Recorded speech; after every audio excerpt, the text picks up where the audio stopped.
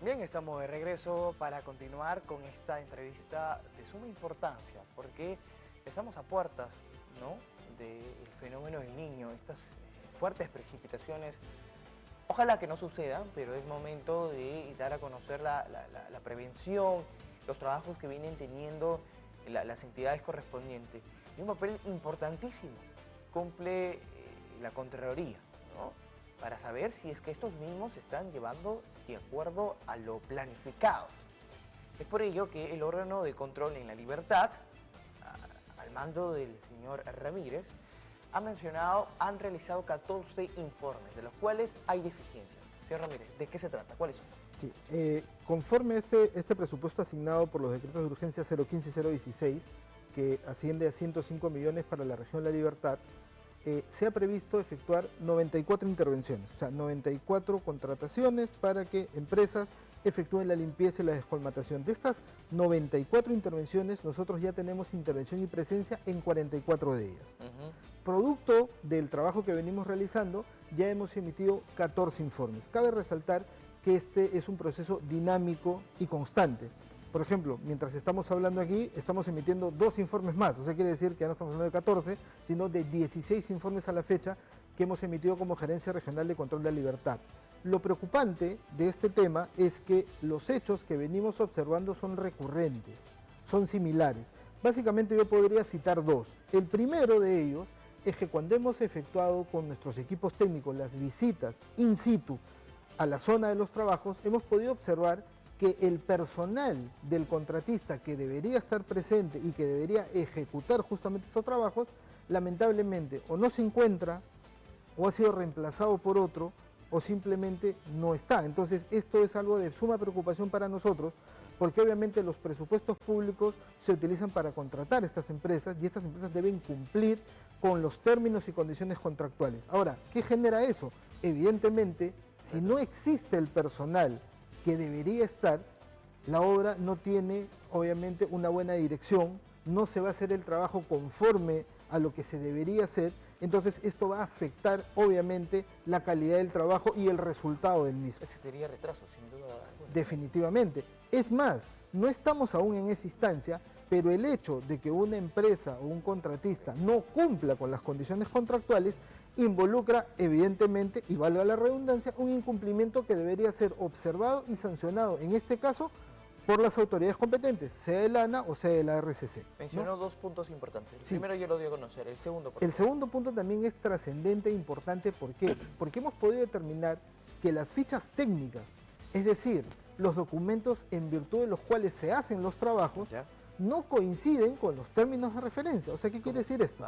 Cuando yo hago una contratación, yo genero un término de referencia, que quiere decir es el marco en virtud del cual yo voy a efectuar ese trabajo. Pero cuando vamos a verificar, el TDR dice una cosa, o sea, en virtud de lo cual me contratan y yo hago el trabajo, y la ficha técnica dice otra. Entonces, estos documentos tienen que coincidir, no pueden tener diferencias, porque en virtud de ellos es que se ejecuta. Entonces, ¿esto qué va a pasar? Que luego se van a generar controversias, porque el contratista va a decir, bueno, la ficha técnica dice una cosa y el TDR dice otra cosa. Ajá. Entonces yo tenía que avanzar 5 kilómetros, pero acá dice que solamente 3. Y ahí existen las paralizaciones.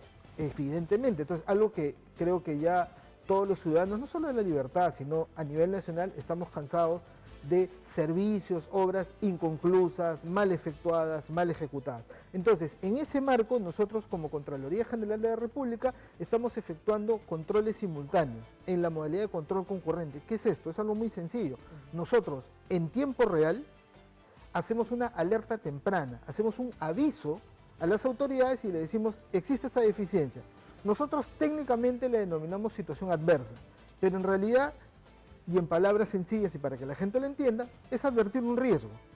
Es un riesgo de que o se va a incumplir la norma o se va a generar un daño económico para el sector público. Entonces, nosotros informamos este tema, evidenciamos estas situaciones y lo plasmamos en nuestros informes de control. Informes que ya han sido debidamente comunicados, estos 14 informes ya se han comunicado y que obviamente están en nuestra página web, son de libre acceso a cualquier ciudadano, y obviamente esos informes, ¿qué van a generar? Generan que las autoridades y los funcionarios responsables están en la necesidad de tomar acciones preventivas y correctivas para obviamente poder subsanar estas situaciones. Sin duda. Y Y hay que, usted habló de un punto muy importante en cuanto a la inversión, en invertir en los trabajos de prevención. Hay algunas autoridades como alcaldes que no están realizando esto. O sea, ¿cómo podría...? A ver, causa un poco bueno, genera, ¿no?, controversia, quizás de molestia también, porque a estas alturas las autoridades deberían invertir, señor Ramírez. Definitivamente, la deficiencia que estamos observando de modo general es la falta de prevención y la falta de inversión justamente en este rubro. Podemos citar como un ejemplo lo que pasó en el caso del fenómeno del Yaku. O sea, se asignaron presupuestos, por ejemplo, que iban de entre 100.000 y 300.000 soles a diversos gobiernos locales por el tema del fenómeno del Yaku, y lamentablemente en su oportunidad la Contraloría pudo observar que diversos gobiernos locales no utilizaron este presupuesto. Puntualmente, señor Ramírez, el alcalde provincial de Trujillo no ha invertido nada en la prevención para el fenómeno del niño y lo está utilizando para comprar estas figuras que no tienen nada que ver. Estamos a puertas de un fenómeno del niño. ¿Cuál es su opinión? Aquí la reflexión es bastante sencilla. Todos los recursos públicos son públicos porque justamente su finalidad, y vale la redundancia, es público. O sea, tiene que haber evidentemente una finalidad para estos recursos y esa finalidad tiene que ser pública en beneficio de la población. Y definitivamente existen pues prioridades en la utilización de los recursos públicos. Y creo que todas las autoridades de la región, tanto gobiernos locales, gobierno regional, tienen que asumir un rol de liderazgo en la prevención para afrontar el tema del fenómeno del niño costero. O sea, estamos hablando de un fenómeno natural que lamentablemente no lo podemos evitar y que y sabemos que va a llegar. Entonces, lo único que nos queda a nosotros, ¿no?, es sumar esfuerzos a fin de que los recursos públicos sean invertidos en prevención y que de alguna manera se pueda pues afrontar esta situación y no recién esperar que llegue el fenómeno del niño costero, que llegue el desastre natural para recién ponernos a trabajar. Definitivamente tenemos que ser un poco más conscientes en el tema de prevención y obviamente utilizar los recursos públicos de manera eficiente y eficaz. De todas maneras, ¿no? O sea, ya tenemos experiencia con el ciclón Yaku, Contralor. Entonces, no tengo palabras correctas para hablar de esta actitud o la ineficiencia de las autoridades competentes. Yo creo que hay que tomar conciencia y hay que asumir un real compromiso de las autoridades y de los funcionarios responsables. ¿Por qué? Porque recordemos el tema del fenómeno del Yaku, que las lluvias fueron de un día.